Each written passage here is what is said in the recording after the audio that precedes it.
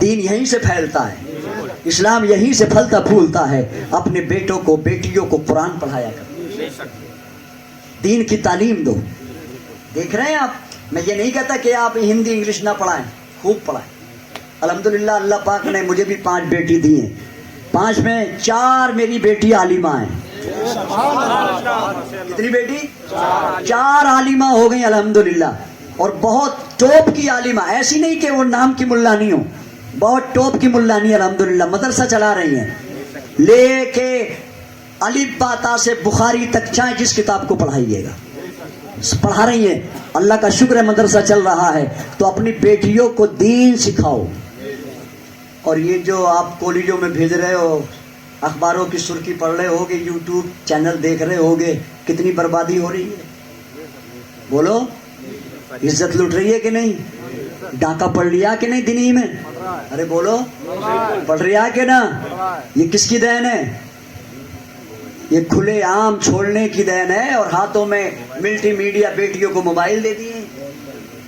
کیا ضرورت ہے جوان بیٹی کے ہاتھ میں موبائل دینے کی؟ ملٹی میڈیا اگر فون کے لیے دینا چھوٹا ہی دے دو.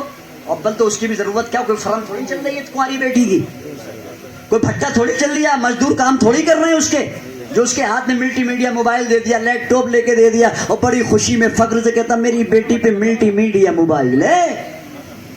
تیری بیٹی پہ تو ملٹی میڈیا موبائل ہے, مگر یہ بھی دیکھا کہ وہ جاتی کہاں ہے, بات کس سے کرتی ہے؟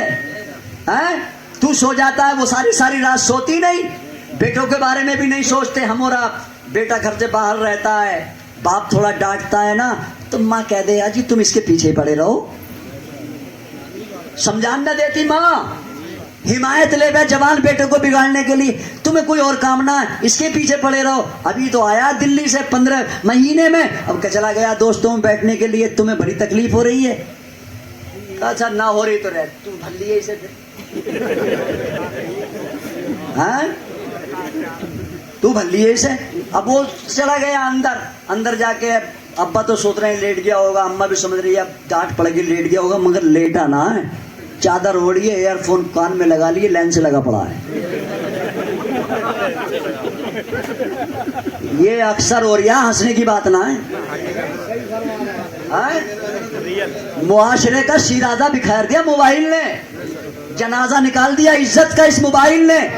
جس جوان کے ہاتھ میں دیکھو 15-20 ہزار روپے سے کم کا موبائل نہ ملٹی میڈیا, اور پھر اسکرین پہ فوٹو بھی کیسا لگایا ہے, دیکھو سلمان بیٹھے ہیں, کسی میں شاہ رخ خان بیٹھے ہیں, کسی میں تسلیمہ نسرین بیٹھی ہے, کسی میں مرزا ثانیہ بیٹھی ہے, کسی میں بمبئی کی گنڈیاں بیٹھی ہیں, کسی میں لفنگیاں بیٹھی, چماریاں بیٹھی ہیں, گنڈی لفنگی بیٹھی ہیں, ایمان کی لٹیری بیٹھی ہیں.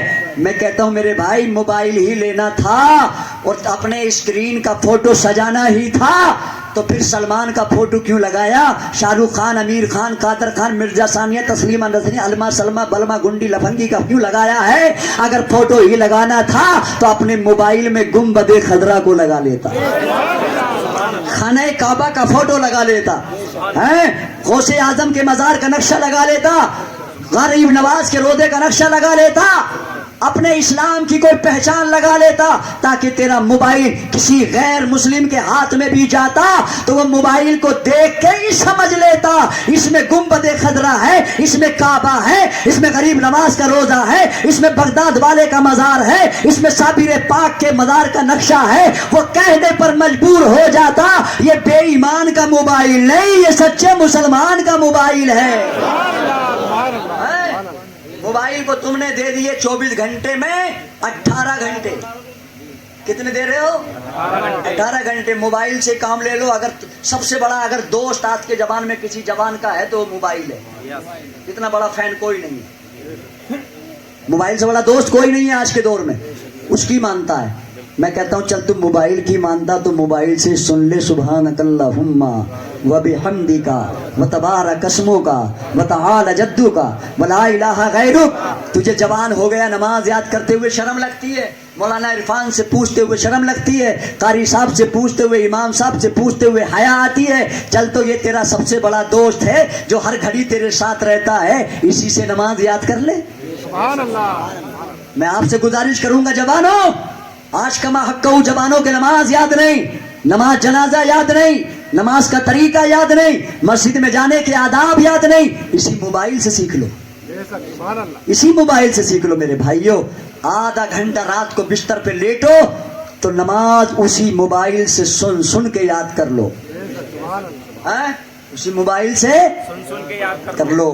اب کچھ لوگ تو یہ سمجھیں کہ نماز پڑھنا، پڑھانا، کہنا، سننا، سنانا یہ مولانا لوگوں کا کام ہے، ہمیں تو اور کام بتے رہے ہیں.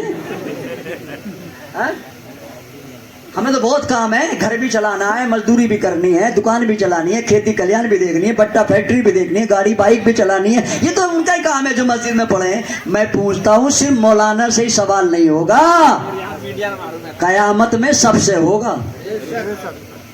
جی سب سے ہوگا. اچھا کوئی غریب بیچارہ اگر نمازی بن گئی جاوے نا گاؤں میں تو لوگ بڑی حکارت سے دیکھیں اسے، نماز پڑھنے والے کو ہیں تنگ گری نظر سے دیکھیں، بولے ملا جی ہیں. وہ کہتے ہیں یار بڑا اچھا آدمی ہے، سیدھا ہے، سچا ہے، شریف ہے، نمازی ہے. تو اعتراض کرنے والا کیا کہے، اچھا نماز بھی نہ پڑھے گا، یہ کوئی کاروبار تھوڑے یہ اس پہ جو نماز نہ پڑھے، نماز تو پڑھے گا یہ، اور جب اس پہ دھندا نہ. یہ اعتراض ہو رہے بیچارے پڑھنے والے پہ، یہ انگشت نمائی ہو رہے. ایک تو پڑھتا نہیں اور دوسرے پہ انگشت نمائی اعتراض کرتا ہے، تنقید کرتا ہے. اب مالدار جتنا ہوتا چلا جاتا ہے، نماز سے دور ہوتا چلا جاتا. ہونا تو یہ چاہیے اللہ تجھے زیادہ نواز رہا ہے تو زیادہ شکر کے سجدے ادا کر، زیادہ مسجد میں آ، زیادہ مدرسے میں حاضری دے. جتنا اللہ نواز رہا ہے اتنا اور تو اللہ کا شکر ادا کر، تاکہ اللہ قرآن میں فرماتا وَإِن شَكَرْتُمْ لَأَزِيدَنَّكُمْ، اگر میرا شکر ادا کرو گے تو میں اور زیادہ نوازوں گا تمہیں. اللہ سے زیادہ لینا ہے تو اللہ کا شکر ادا کرو میرے بھائیوں. نماز پڑھو، روزے رکھو، چہروں پہ داڑیاں سجاؤ، سروں پہ ٹوپیاں اوڑھو، اسلامی لباس پہنو، کھڑے ہو کے پیشاب مت کرو، کھڑے ہو کے کھانا مت کھاؤ. اتنی ٹیٹ جینس پہن کے اگر پیشاب ہنکرو بیٹھ کے پھرنے لگے نا آج کا جوان تو زمین پہ پیشاب نہ جانے کا ٹوٹی کی دھار منہ پہ آ گئی سیدھی. ہاں اتنی ٹیٹ. اسلام میں ایسا لباس پہننا منع ہے جس سے بیٹھنے میں، اٹھنے میں، چلنے میں، پھرنے میں پریشانی ہوتی ہے. نبی فرماتے من تشبہ بقوم فہو منہم، جو اگر کسی قوم کی مشابہت کرے گا قیامت کے دن وہ اسی کے ساتھ اٹھایا جائے گا. میرے بھائیوں ہنسنے کی بات نہیں ہے یہ. ہاں اپنے بچوں کو پڑھاؤ، کم سے کم گھر میں ایک حافظ بنا لو. کتنا؟ کم سے کم کتنا؟ کیونکہ وہ 7 پشتوں کو جنت میں ساتھ لے کے جائے گا. کم سے کم ایک حافظ قرآن ہو گھر میں. بیٹیوں کو عالمہ بنا دو تاکہ تمہاری بیٹیاں انتقال کے بعد تمہارے لیے مغفرت کی دعائیں کریں، ہے نا. یہ ڈاکٹر انجینئر کو فرصت ہی نہ ہے، یہی پتہ نہ رہتا 1 سال کے بعد قبرستان میں جانے کے بعد کہ ابا کو دفن کہاں کرا. بتاؤ، پوچھ لو کسی بھی ڈاکٹر سے، اسے تو اپنی کلینک سے، اپنے نرسنگ ہوم سے، ہسپتال سے ہی فرصت نہ آنے کی. وہ تو ابا تو مرے وہ تو جانے کتنوں کے مرنے کی سوچا ہے، بولے جلدی میرا اسپتال بھر جائے. ہاں ایک مولانا کے پاس آ گئے ایک ڈاکٹر صاحب، بولے مولانا صاحب، بولے ہاں، بولے میرے اسپتال کا اُدگھاٹن ہے، دعا کر دو. اب مولانا نے منع کر دی دعا کرنے سے. وہ بڑے ناراض ہوئے. بھائی ڈاکٹر صاحب کہنے لگے مولانا دعا کیوں نہ کر رہے ہیں؟ بولے تیری دعا یہی تو ہوگی میرا اسپتال اچھا چلے.